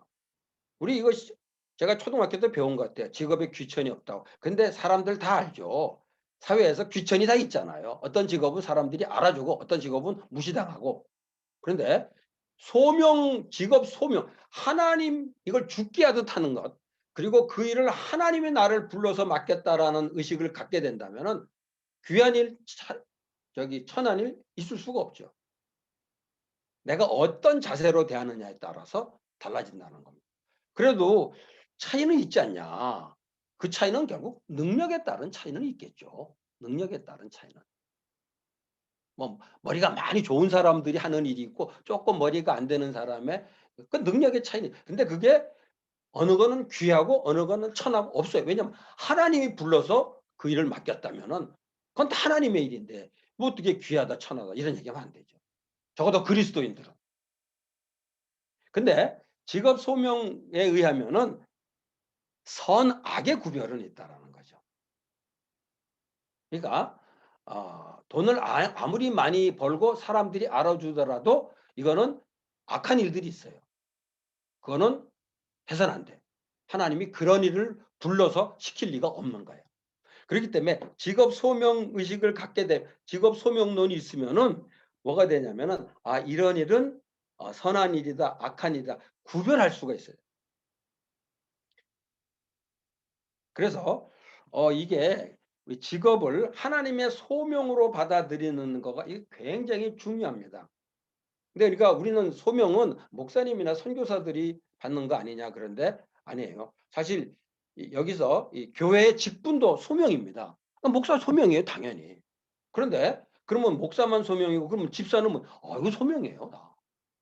근데 우리가 집사가 됐다 그럴 때 소명받아 집사 됐다는 얘기 참 많아죠. 몰라 안수 집사는 그렇게 인정해 주는지 모르겠어요. 근데 사실 이 부분에 대해서는 우리가 조금 정리돼야 될 필요가 있는 부분입니다. 그래서 크리스찬들이 교회에서 맡은 직분도 소명이고 그다음에 세속에서 맡겨진 일도 소명이라는 거. 왜냐하면은 그게 다 죽게 하듯 하라고 했기 때문에. 자, 그다음에는 근데 소명이긴 하지만은 그렇다고 모든 일이 다 나한테 소명은 아니에요. 그러니까 세상에 수많은 일들이 있잖아. 수많은 직업들이 있단 말이죠. 그런데 어떤 게 내 소명인가? 이거는 알아야 되죠.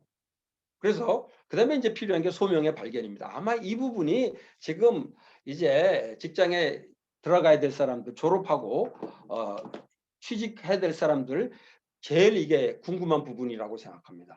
근데 오늘 여기서 뭐 완벽하게 해답을 줄 수는 없는데 그래도 여러분들에게 조금 도움이 되는 얘기를 해줬으면 좋겠어요. 이 소명에 대해서는 루터 같은 사람은 그랬어요. 네가 어떤 환경에서 자랐느냐 그게 너 부르심일 가능성이 많다라는 거죠. 그러니까 예를 들어서 루터 같은 경우는 농업하는 환경이었단 말이죠. 그러니까 그래서 농사 짓는 집에서 자랐어. 그러면 그 사람은 결국 농사가 소명이 될 가능성이 많아요. 목축업이 소명이 될 가능성이 많고.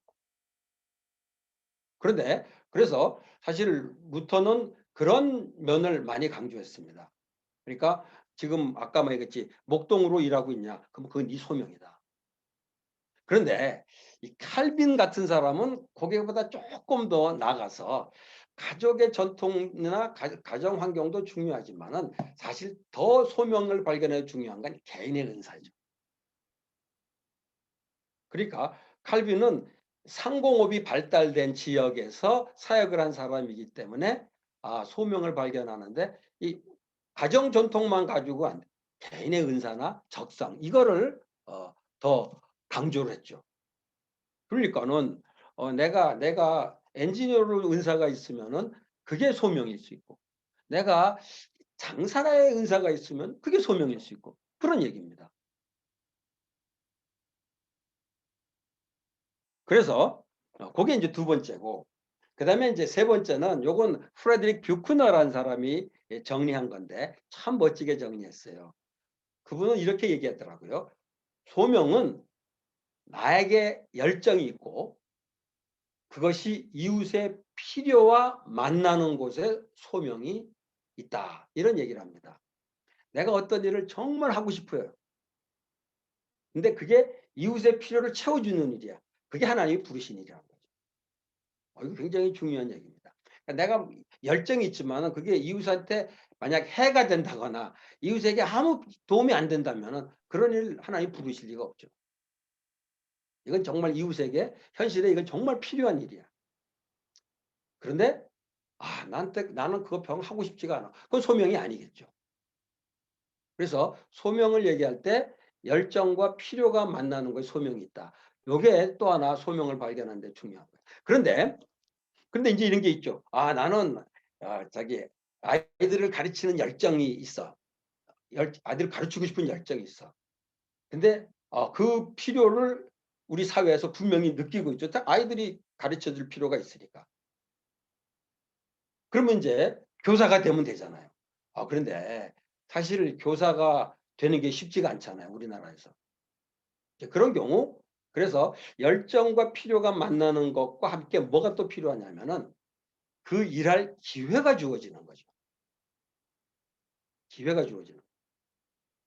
근데 이제 그 기회를 결국은 어떻게 우리가 찾냐면은 그 기회를 사람들은 어떻게 찾냐면은 지금 대부분 인터넷을 통해서 찾기도 하고, 그러죠? 그리고 또 시험을 치기도 하고 여러 가지 방법으로 그 기회를 찾습니다. 그런데 저는 그 기회가 어떻게 나타나냐면 우연한 기회에 하나님이 사람들을 만나도록 해서 그런 기회를 주는 경우가 굉장히 많다는 거죠.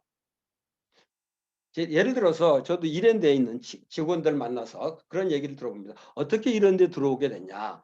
그런데 자기는 이랜드가 이런 회사가 있는지도 몰랐다는 거야. 그런데 친구하고 얘기하다가 친구가 한번 가보자 그래서 왔다는 거예요. 근데 친구는 떨어지고 내가 됐다. 뭐 이런 얘기하는 경우도 있어요. 재미난 얘기예요. 근데 그 얘기를 들으면은 이 친구를 하나님이 부르시는데 결국 친구하고 만남을 통해서 부르신 셈이죠. 여기 룻기 2장 3절 4절 보게 되면은 룻하고 보아스가 우연히 만나게 되는 그런 장면이 나옵니다. 저는 그래서 사람과 사람이 우연히 만나는 거가 이게 우연이 아니에요. 하나님이 다 섭리하는 거죠. 그런데 우리가 어떤 일을 찾는 경우도 그런 경우가 많다는 거죠. 그래서 여러분들이 직장을 찾을 때 아무래도 인터넷을 많이 이용할 겁니다. 당연히. 그리고 여러 가지 정보들 찾아갖고 탑니다. 그런데 그거 하세요. 뭐 저는 그거 그러다가 어떤 좋은 직장을 만나게 될 수 있어요. 그게 하나님이 주시는 소명일 수 있습니다. 그런데 그런 것과 함께 사람들과의 만남을 통해서 이제 그 만남에 하다가 보면 나 이런 일 필요한데 너 이런 거 할 줄 알아? 뭐 이래가지고서 연결돼가지고 만나는 경우가 굉장히 많다는 거죠. 그러니까 하나님의 소명을 발견하는데 뭐 이런 얘기를 하냐, 인간적인 얘기를 하냐. 그런데 하나님은 부르실 때 항상 하늘에서 뿅 하고 부르시는 게 아니라 인간 사회 이걸 통해서 부르신다라는 거죠. 물론 여기 뒤에 나오지만 하나님의 아주 특별한 역사하는 경우가 있습니다. 사도 바울 같은 게 하나님 부르실 때는 하늘에서 빛이 빵 나가지고 부르셨잖아요. 근데 그런 경우는 이게 되게 흔하지 않은 경우죠. 그러니까 우리가 이제 하나님의 부르심 받는다고 그럴 때 그 뭐라 그러나 너무 신비한 거를 생각해서는 안 돼요. 아까 개인의 은사 얘기에서 내가 하나 빼먹은 거 있는데 우리 이게 이 개인의 은사에 빼먹은 게 아니라 요거 꼭 얘기하고 싶은데요. 목회자로 소명을 받았다고 할 경우 혹시 여러분들 가운데 있을지 모릅니다. 그런데 기도하는데 하나님이 소명을 막 부르셨다고 막 그런 분들이 있는데 나는 그거 조금 생각해 보라고 그래요. 왜냐하면은 하나님은 아무나 부르시지 않고 목회자로서 은사나 적성이나 열정이 있는 사람을 부르십니다. 근데 그냥 이런 것도 확인해 보지 않고 자기가 그냥 목사로 소명 받았다고 우기는 분들 때문에 너무 많은 사람들이 힘들어요.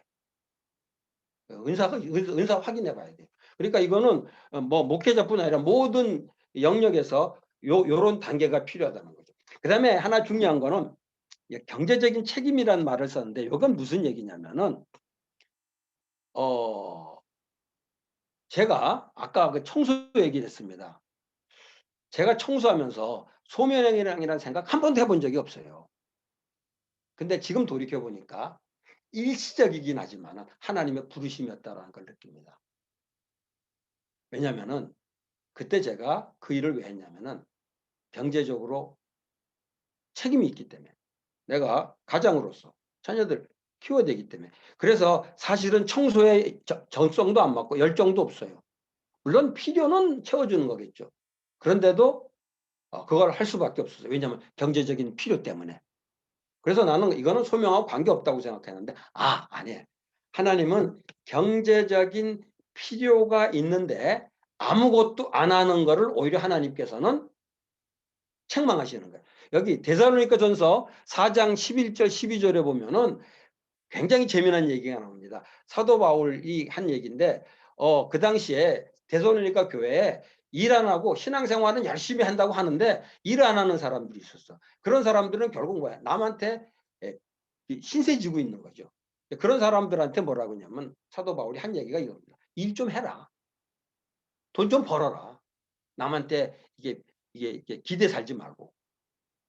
이게 부르심이라는 거죠. 그리고 디모데전서 5장 8절에 경제적으로 가족을 돌아보지 못하는 사람은 불신자보다 악하다. 이런 얘기했단 말이죠.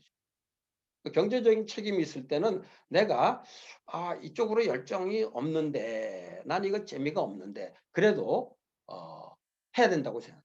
그게 소명이라고 생각해요. 근데 이 소명은 하나님께서 길게 하라고 그러지는 않으실 것 같아요.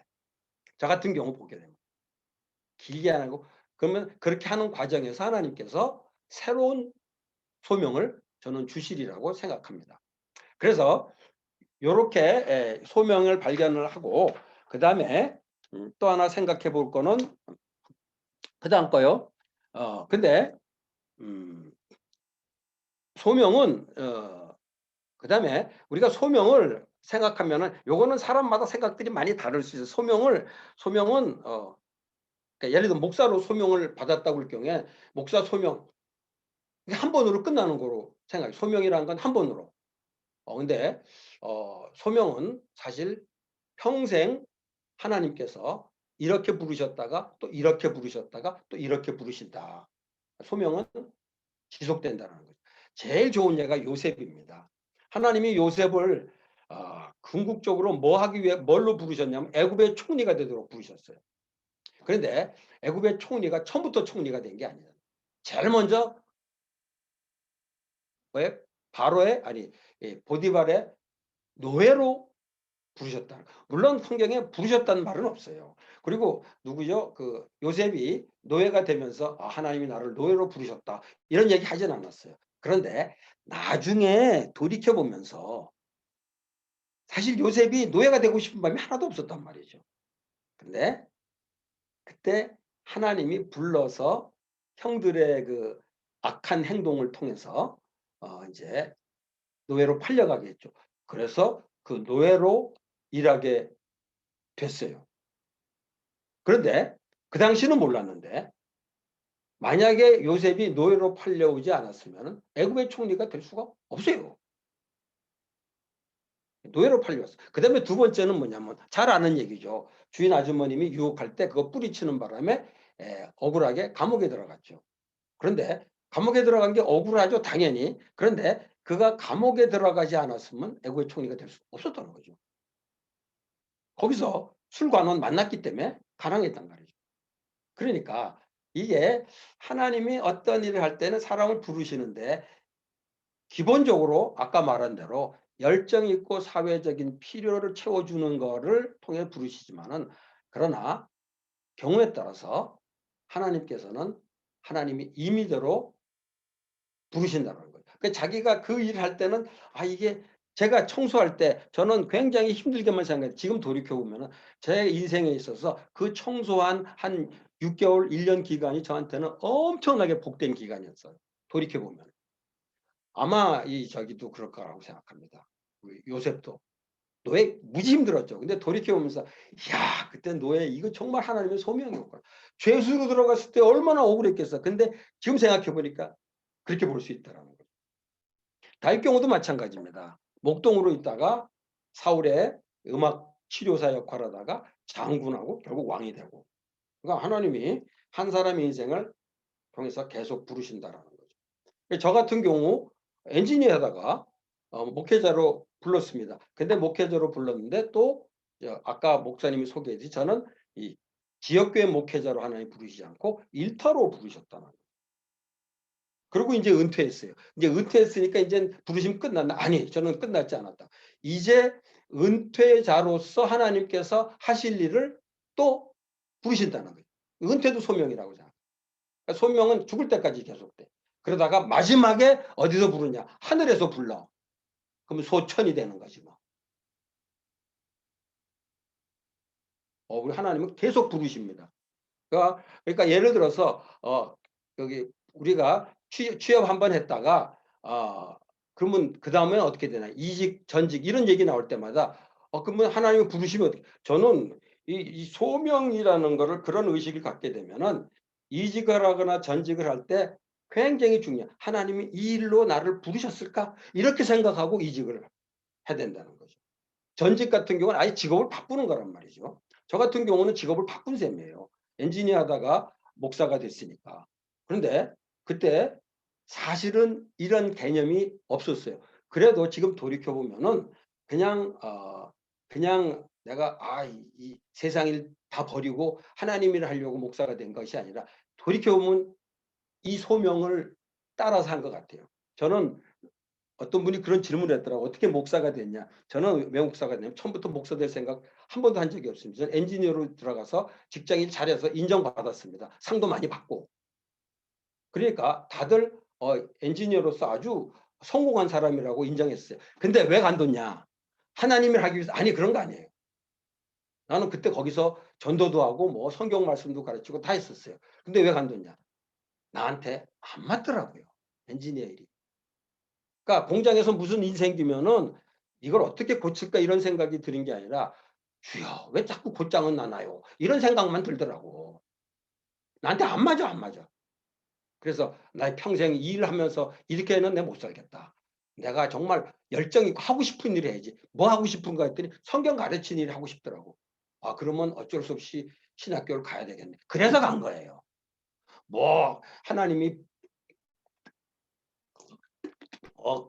저기 영혼을 구원하는 뭐 이런 그거는 난 이미 직장에서 전도 다 했었어요. 그러려고 한 게 아니라 내가 좀 정말 열정적으로 하고 싶은 일.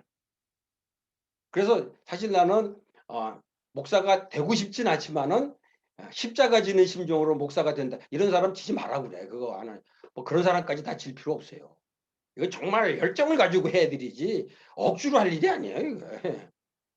저는 그래서 그러니까 나중에 사실 직장 다니다가 이제 전도사 돼갖고 여기 사례를 받았는데 처음에는 조금 충격이 되더라고요.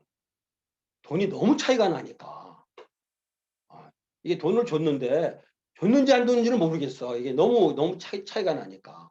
근데 흔들리지 않았어. 왜냐하면은 내가 하고 싶은 일 하는 거니까. 이게 소명인 것 같아.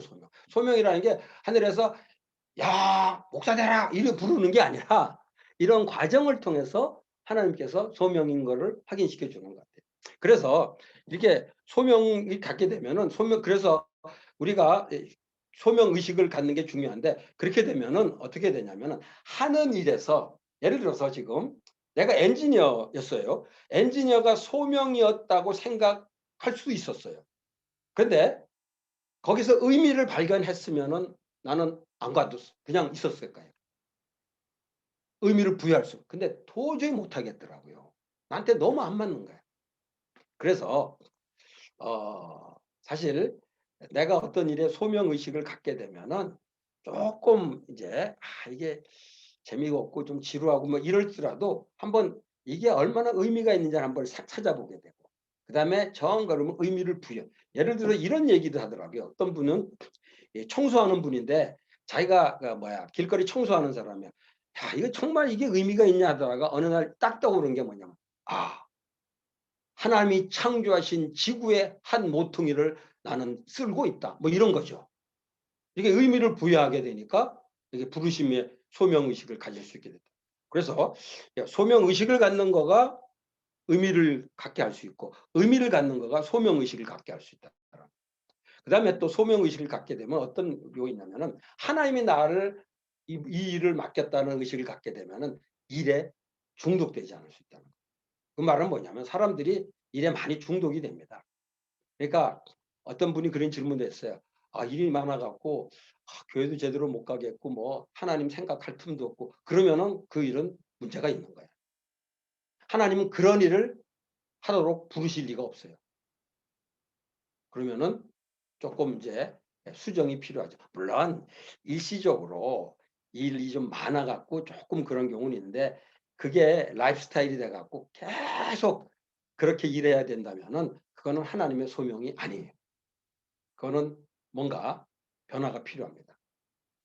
그 다음에 또 하는 일에 매이지 않을 수 있고 새로운 일을 발견할 수 있다는 건 뭐냐면 내가 소명이라고 일을 하는데 그런데 이 소명이라는 도무지 아까 말했던 소명의식을 가질 수 없을 경우 소명 의식을 가질 수 있는 다른 일을 발견할 수도 있는 거죠.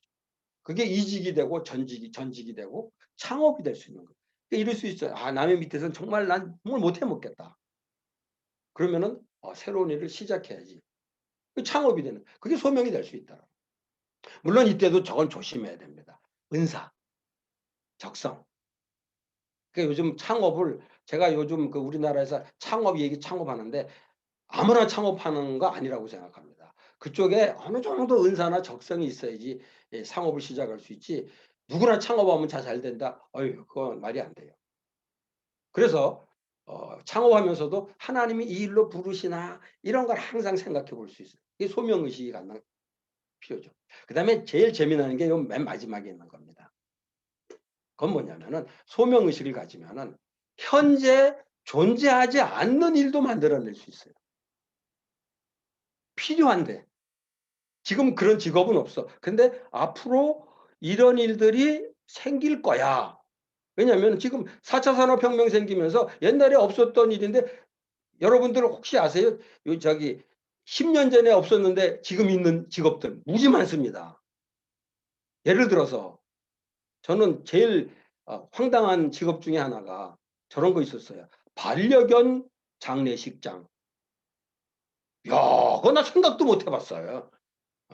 반려견 장례식장. 그건 근데 저는 반려견 장례식장을 뭐 이렇게 좋다고 얘기하는 게 아닙니다. 예를 든 것뿐입니다. 나는 그 일은 의미가 좀 없는 것 같아. 암만 생각해도 하나님이 부르실 것 같지는 않아요. 근데 어쨌든 우리가 세상이 변하면서 지금 없는 직업인데 앞으로 필요할 직업들을 미리 생각해내는 거야. 소명의식을 가지면 그게 가능하다는 거죠. 그거를 뭐라고 그러냐면 창직이라고 그래요. 창업이 아니야. 창업은 기존에 있는 거를 자기가 투자해가지고 하는 게 창업이죠. 창직은 없는 직업을 만들어내는 거예요. 이거는 사실 크리스찬이 제일 잘할 수 있어요. 왜냐하면 하나님이 지금 나를 이 세상에서 뭘 필요한 일이 있을까? 하나님이 나한테 그걸 좀 보여주시면 좋겠다. 그래서 기도하는 과정에서 찾아낼 수 있는 거죠. 이거 굉장히 중요한 겁니다. 사실 이 창직 활동은 저는 크리스찬이 제일 잘 할 수 있어야 된다는데 그걸 못해. 왜냐하면 소명의식이 없어요. 하나님이 나를 불러서 새로운 일을 만드실 수 있다. 이런 게 소명의식이 참 중요합니다. 이제 마지막으로 소명의식에 대해서 알고 그 다음에 이제 마지막으로 해야 될 게 뭐냐면 사명이란 얘기입니다. 사명. 우리 소명이란 말하고 사명이란 말이 너무 비슷해 갖고 교회에서는 그냥 혼동돼서 씁니다. 어떨 때는 소명이라고 그랬다. 어떤 사명이라고 그랬다. 근데 어떤 분은 이러더라고요. 소명은 목사님이 받는 거고 사명은 평신도가 받는 거. 하여튼 뭐 그렇게 이상하게들 얘기 많이 하더라고. 근데 그거 쓸데없는 잘못된 얘기고 소명하고 사명은 구별됩니다. 소명은 부르심이고 사명은 보내신 거예요. 콜링은 부르는 거고 사명은 보낸 거예요. 그러면은 하나님이 예수님이 우리를 보내시는 건 뭐 때문에 보내셨냐? 전도하라고 보내시죠. 그래서 이 미션이라는 게 거기서 나온 거 그거 아니에요? 그러니까 이렇게 정리하면 좋을 것 같아요. 구원의 소명을 받은 사람은 당연히 전도의 사명이 있다. 그 다음에 직업의 소명을 받은 사람은 그곳에서 전도의 사명을 이루어야 된다. 이렇게 정리하시죠. 아주 간단합니다. 소명, 사명 다 혼동해서 쓰는데 뭐 혼동해서 쓴다고 막 화낼 필요는 없어요. 그건 뭐 그럴 수도 있죠. 근데 굳이 구별해 놓으면 이렇게 구별할 수 있다는 거죠. 그런데 여기서 일터에서 하는 전도는 우리가 일반적으로 하는 전도하고는 조금 구별할 필요가 있죠. 일반적으로 하는 전도는 흔히 말하는 대로 우리가 훈련 받아갖고 아무나 좀 이렇게 가다가 붙잡고 전도하는 건 요즘은 그런 전도는 점점 어려워집니다. 현실적으로. 제가 듣기로 캠퍼스에서 그게 거의 안 된다고 들었어요. 길거리에서도 지금 안 되죠. 문 두드리면서도 안 됩니다. 그래서 사실 앞으로 전도는 점점 어떤 전도가 돼야 되냐면은 관계 전도가 돼야 되는데 관계 전도를 하기가 가장 좋은 게 역시 캠퍼스하고 일터인 것 같아요. 캠퍼스가 캠퍼스에서 하는 전도가 아니라 서로 관계, 친구들과의 관계를 통해 전도하는 거예요. 그래서 일터에서 전도는 한마디로 삶과 말씀의 전도가 병행이 된다. 그래서 저는 여기 베드로전서 3장 15절, 여기 이게 소개가 안 됐네요. 베드로전서 3장 15절. 저는 우리가 일터에서 해야 될 전도는 베드로전서 3장 15절로 요약하면 잘 좋을 것 같습니다. 우리가 전도 구절하면은 온천하에 다니면 만민에게 복음 전파하라. 이게 전도의 그 표였는데 앞으로는 이 표는 그렇게 현실적으로 좀 뭐 이게 되는 데도 있어요. 선교 지역에. 그러나 우리나라에서 온천하에 다니면 만민에게 복음 전하는 거 조금 쉽지가 않습니다. 그런데 이렇게 되는 거죠. 너희 마음에 그리스도를 주로 삼아 거룩하게 하고 너희 속에 있는 소망에 관한 이유를 묻는 자들에게 대답할 것을 예비하되 온유와 두려움으로 하고. 요거죠. 서로의 삶을 통해서 뭔가 아까 말했던 대로 이 성품으로 또 고난으로 또 구별된 거로 보여주는 거예요. 그래서 야, 저 친구는 뭔가 사는 게 조금 다르네. 그래갖고 관심을 궁금하게 만들고 그래서 얘기를 하다가 이제 전도를 하게 되는 요런 전도. 요거를 무슨 전도라고 그러냐면은 피싱 에반젤리즘이라고 그래요. 피싱 에반젤리즘. 그러니까 우리가 전도는 두 가지가 있습니다. 사냥꾼 전도하고 낚시꾼 전도가 있는데 사냥꾼 전도는 뭐냐면 안 믿는 사람 쫓아다니면서 막 전도하는 거예요. 근데 낚시꾼 전도는 내 삶을 보고 안 믿는 사람들이 오도록 하는 전도죠. 이거 되게 어렵죠, 사실. 그러니까 우리가 참 저게 중요해요. 그래서 저는 우리 크리스찬들이 일터에서 절대로 들어서는 안 될 얘기 하나 하고 꼭 들어야 될 얘기 하나, 요 두 가지를 소개해 주는 거로 오늘 정리를 했으면 좋겠어요. 제일 들어서는 안 될 얘기가 뭐냐면은 요겁니다. 너도 교회 다녀? 이 소리 들으면 안 돼. 야, 너 같은 애도 교회, 야, 이 소리 들으면 이거는 이제 벌써 거기 일터에서 이제 문제가 있는 거죠. 그 다음에 두 번째 꼭 들어야 될 소리 이겁니다. 아, 교회 다녔구나. 어째 좀 다르더라니. 요거 들어야 될 얘기예요. 요거 굉장히 중요해요. 너도 교회 다녀? 사람들 놀래키지 마요. 아, 교회 다녔구나. 어째 다르더라니. 요렇게 돼야 돼. 첫 번째는 전도하지도 않겠지만 전도 막는 거고, 두 번째가 바로 거기서 전도가 나오는 거예요. 그래서 결론은 마지막 결론입니다. 구원의 소명을 받은 사람은 이거 왜 안 바뀌어? 마지막 결론입니다. 구원의 소명을 받은 사람은 소명 의식을 가지고 살아야 돼요. 아까 성품, 고난, 구별 얘기했죠. 고난의 소명 의식을 가지고 살아야 돼. 그 다음에 두 번째는 이거 왜 안 나오네? 됐어요. 됐어요. 두 번째는 저거예요. 일의 소명을 받은 사람은 소명 의식을 가지고 일해야 돼. 그리고 마지막으로 세 번째, 소명을 받은 사람은 사명감을 가지고 전도를 해야죠.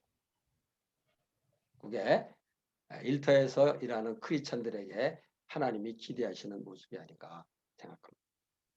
오늘 강의는 일단은 여기서 끝이도록 하겠습니다. 여기서 끝이고 벌써 시간이 많이 지나버렸네요. 근데 아무리 짧게 해도 안 되네. 이렇게.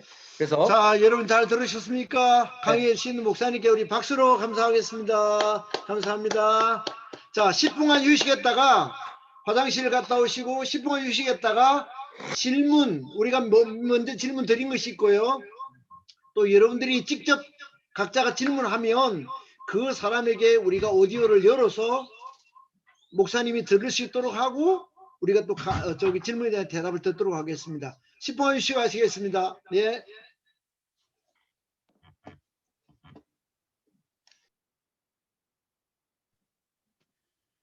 네, 제가 했어야 되는데 목사님이 대신 해주셨네요. 감사합니다. 예?